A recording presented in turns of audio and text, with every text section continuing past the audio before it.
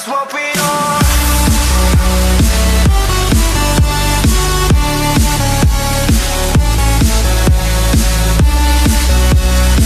Jenis cedera dan cara menanganinya. Nah, pada pertemuan pertama ini tentang materi kita akan mempelajari tentang jenis cedera dalam aktivitas fisik, khususnya olahraga. Tapi sebelum itu anak-anak, ayo kita berdoa terlebih dahulu agar kegiatan kita diberi kelancaran dan bermanfaat untuk kita semua. Mari kita berdoa. Berdoa mulai.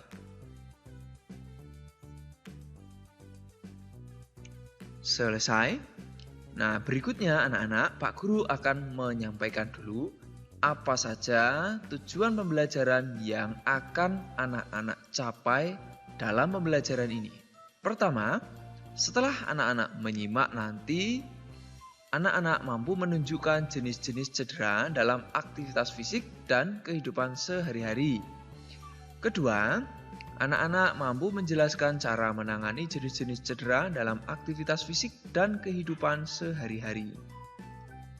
Tujuan yang ketiga, anak-anak mampu menjelaskan jenis-jenis cedera dalam aktivitas fisik dan kehidupan sehari-hari. Serta yang terakhir tujuannya adalah anak-anak mampu mendemonstrasikan cara menangani jenis-jenis cedera dalam aktivitas fisik dan kehidupan sehari-hari. Nah, demikian anak-anak untuk tujuan pembelajarannya ya. Sekarang anak-anak pastikan menyimak materi dari Pak Guru sampai selesai agar pada pertemuan pertama ini anak-anak paham dan bisa benar-benar mencapai tujuan pembelajaran ini. Bagaimana? Sudah siap anak-anak? Baik, kita mulai ya. Nah, seperti yang Pak Guru sampaikan tadi, kita akan mempelajari tentang jenis cedera dalam aktivitas fisik, yaitu olahraga. Nah, anak-anak tentu suka dengan olahraga ya. Ayo, olahraga apa yang paling anak-anak suka? Coba isikan di kolom komentar. Silahkan, Pak Guru tunggu. Sudah, anak-anak? Ya, bagus sekali. Sudah diisi ya di kolom komentar ya, olahraga yang paling anak-anak senangi. Nah, pada kegiatan olahraga tentu terkadang kita akan mengalami yang namanya cedera. Ya. Nah, cedera ini anak-anak ada bermacam-macam. 1. Memar. Memar adalah keadaan cedera yang terjadi pada jaringan ikat di bawah kulit. Memar biasanya karena benturan atau pukulan pada kulit. Memar menimbulkan daerah kebiru-biruan atau kehitaman pada kulit. Nyeri karena luka memar biasanya ringan sampai sedang dan pembekakan yang menyertai sedang sampai berat.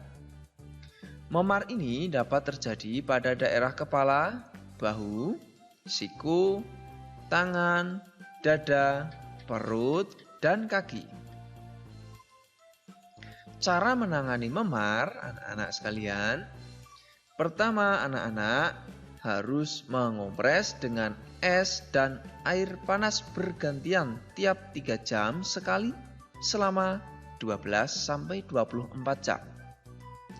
Nah, kompres kurang lebih. Kemudian pengompresan ini untuk menghentikan pendarahan kapiler.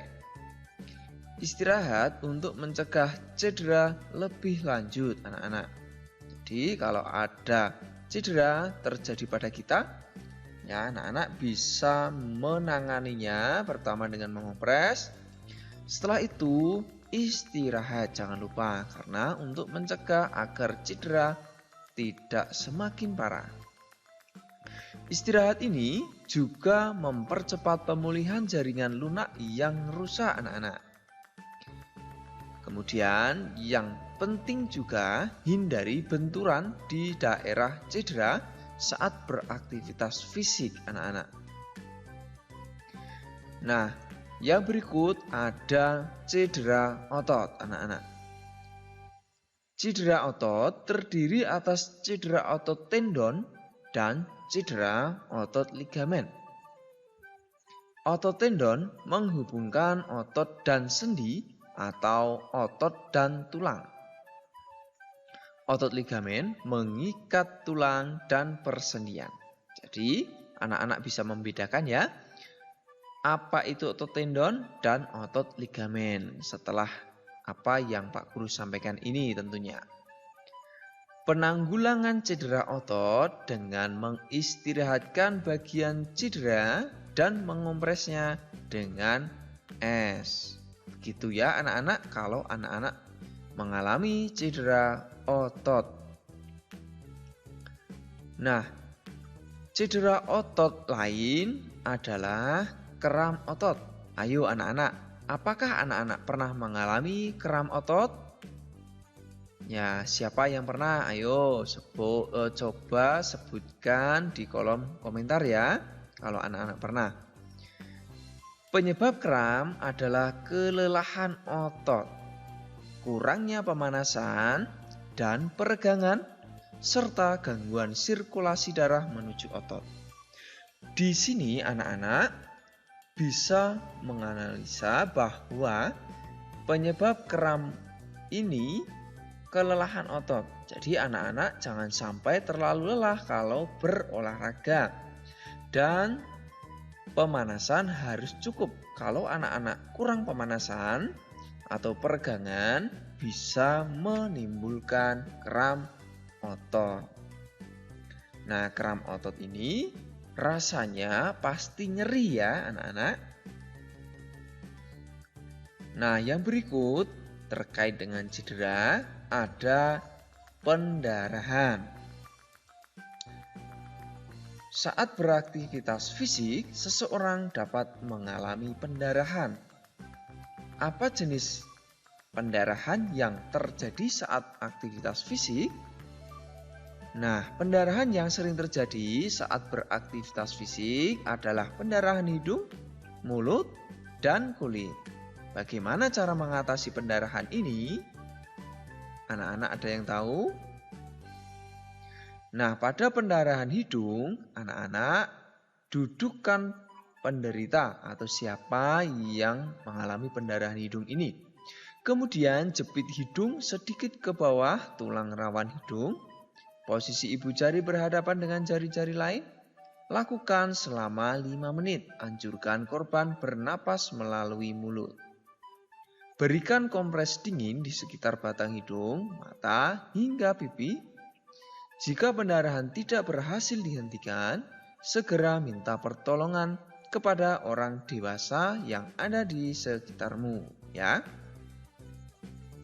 Nah, yang berikut ada pendarahan mulut anak-anak. Pendarahan dari bibir atau gusi dapat dihentikan dengan penekanan langsung dan kompres dingin. Jika terdapat gigi goyang atau fraktur, gigi tidak dicabut. Korban dibawa ke klinik atau rumah sakit untuk ditangani ahlinya, yaitu dokter gigi. Paham ya anak-anak kalau terjadi pendarahan seperti ini contohnya? Baik. Berikutnya anak-anak ada kehilangan kesadaran. Nah, jika wajah orang yang pingsan pucat karena kelelahan atau lapar, baringkan di tempat datar, letakkan kepala lebih rendah dari kaki agar darah mengalir ke kepala korban pingsan. Bisa anak-anak lihat di sini. Jika wajah orang yang pingsan memerah, sanggah kepalanya dengan bantal atau sesuatu. Tujuannya agar darah mengalir secara normal. Nah, jika korban muntah, miringkan kepala agar muntahan tidak menghalangi pernapasan. Berikutnya, anak-anak, jika pakaian yang dikenakan korban atau siapa yang pingsan itu memakai pakaian terlalu ketat, maka kendurkan. Ini dimaksudkan agar korban dapat bernapas dengan lega. Jika korban sudah siuman, beri minuman air gula atau teh manis hangat ya. Lalu jika korban tidak sadar, segera dibawa ke pusat kesehatan terdekat. Ini dilakukan agar segera mendapat perawatan medis atau dari ahlinya yang sesuai dengan bidang medis. Begitu anak-anak untuk beberapa hal terkait dengan cedera pada aktivitas fisik ataupun olahraga. Nah, sekarang kita bahas satu persatu anak-anak. Pastikan anak-anak menyimak sampai selesai ya, agar anak-anak benar-benar memahami apa yang akan Pak Guru sampaikan. Dimulai dengan luka iris atau luka sayat. Luka iris ini terjadi ketika kulit terkena benda tajam. Apa itu benda tajam contohnya? Ya, pintar sekali. Bisa pisau ya, bisa parang atau golok dan sebagainya ya. Lalu luka iris ini terjadi saat kita contohnya menggunakan pisau, menginjak pecahan kaca atau benda tajam lainnya. Luka iris ini tidak boleh disepelekan karena dapat menimbulkan infeksi. Yang berikut ada luka memar anak-anak. Luka memar terjadi karena bagian tubuh terkena benturan benda keras dengan tekanan keras. Contoh luka memar yaitu luka karena terbentur meja, luka terkena pukulan, dan luka terkena tendangan. Luka memar ini ditandai dengan benjolan pada bagian tubuh yang terbentur. Kemudian muncul warna agak kebiru-biruan atau ada lebam. Selanjutnya anak-anak ada yang dinamakan luka lecet. Tentu luka lecet ini sudah tidak asing lagi ya. Pasti anak-anak pernah mengalami luka lecet. Ayo, pernah tidak? Ya, pasti pernah ya. Nah, luka lecet ini terjadi akibat permukaan kulit tergesek permukaan kasar. Luka lecet umumnya lebih sakit atau perih daripada luka iris. Luka lecet ini dapat menyakitkan karena menjangkau banyak ujung saraf di bawah kulit. Begitu ya anak-anak penjelasan untuk luka lecet. Yang berikut anak-anak ada luka tusuk. Untuk luka tusuk ini diakibatkan benda berujung runcing atau tajam. Apa saja contohnya anak-anak? Ya, bisa garpu, gunting, obeng, anak panah, pecahan kaca, pensil, bahkan ballpoint juga. Jadi hati-hati anak-anak ya, agar kita terhindar dari luka tusuk ini. Nah, ciri dari utama luka tusuk ini dibandingkan luka akibat benda tajam lain adalah kedalaman luka melebihi panjangnya. Lalu makin runcing dan tajam ujung benda, maka luka kita akan semakin mudah untuk terjadi yang namanya luka tusuk. Berikutnya anak-anak ada luka gigitan. Untuk luka gigitan ini penting diperhatikan dalam dunia kedokteran. Luka ini dapat menyebabkan beberapa penyakit atau hal lain, antara lain pertama, kerusakan jaringan secara umum. Kedua, pendarahan serius jika pembuluh darah besar terluka. Ketiga, infeksi oleh bakteri atau patogen lainnya seperti rabies. Keempat, dapat mengandung racun seperti pada gigitan ular dan awal dari peradangan dan gatal-gatal. Begitu anak-anak untuk luka gigitan. Selanjutnya ada luka bakar anak-anak. Nah, luka bakar ini merupakan sebuah kerusakan pada kulit yang disebabkan oleh panas, listrik, zat kimia, gesekan, atau radiasi. Luka bakar ini mengakibatkan gejala seperti kulit melepuh, kulit mengelupas, kulit hangus, dan pembekakan. Nah, keadaan ini biasanya akan menimbulkan gelembung cairan di bawah kulit. Luka bakar juga dapat melukai bagian tubuh lain seperti otot, pembuluh darah, saraf, paru-paru, dan mata. Begitu anak-anak untuk luka bakar penjelasannya ya. Sekarang kita mulai untuk apa saja atau cara untuk menanganinya. Yang pertama adalah luka iris atau luka sayat. Cara menangani kalau kita mengalami luka iris, pertama, pertolongan pertama pada luka iris atau sayat yaitu pertama anak-anak harus membersihkan lukanya dengan air dulu. Lalu taburkan obat antiseptik, pasang plester pada luka agar mulut luka tertutup rapat. Kemudian, jika diperlukan, pasang juga pembalut dan tekan pada luka untuk menghentikan pendarahan. Begitu anak-anak untuk luka iris. Berikutnya ada luka memar anak-anak. Nah, pada luka memar ini, anak-anak bisa melakukan kompres pada bagian memar dengan air dingin atau air es kira-kira 10 menit. Bagian memar sedikit ditekan untuk mengurangi pembengkakan. Cara ini dapat dilakukan juga luka memar tanpa terjadi pendarahan. Ya, jadi kalau luka memar ini tanpa ada pendarahan, maka anak-anak bisa mengompresnya seperti ini. Lalu jika terjadi pendarahan pada luka, maka kompres bagian memar dengan air hangat dahulu, kurang lebih 15-20 menit. Tujuannya agar pembuluh darah melebar dan aliran darah ke bagian tubuh yang luka lancar. Dengan demikian, proses penyembuhan bisa lebih cepat. Lalu setiap 3 jam sekali, ulangi pengompresan dengan air dingin dan panas bergantian. Pengompresan dilakukan hingga memar atau bengkaknya hilang. Kompres dingin untuk menghilangkan rasa nyeri, kompres hangat untuk menghilangkan memar. Begitu anak-anak. Jadi anak-anak paham ya, kompres dingin itu tujuannya apa? Yaitu untuk menghilangkan rasa nyeri dan kompres hangat untuk menghilangkan atau mengurangi memar.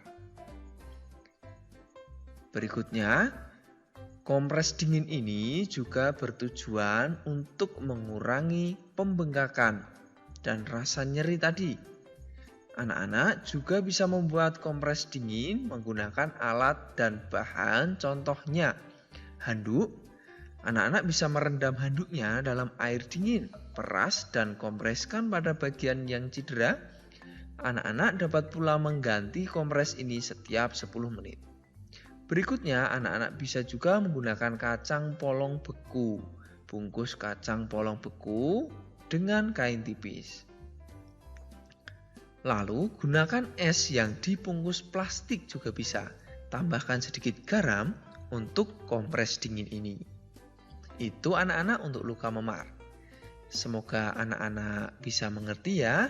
Kalau anak-anak mengalami luka memar, bisa melakukan pertolongan pertama seperti yang Pak Guru sampaikan tadi.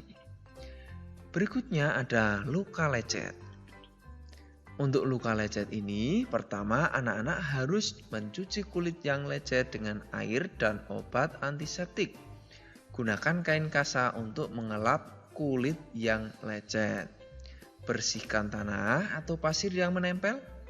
Tekan bagian lecet dengan kasa bersih untuk menghentikan pendarahan dan tutup luka dengan plester berpembalut lebar untuk menutup luka di sekelilingnya. Jadi kurang lebih seperti itu anak-anak. Paham ya? Nah, berikutnya ada luka tusuk.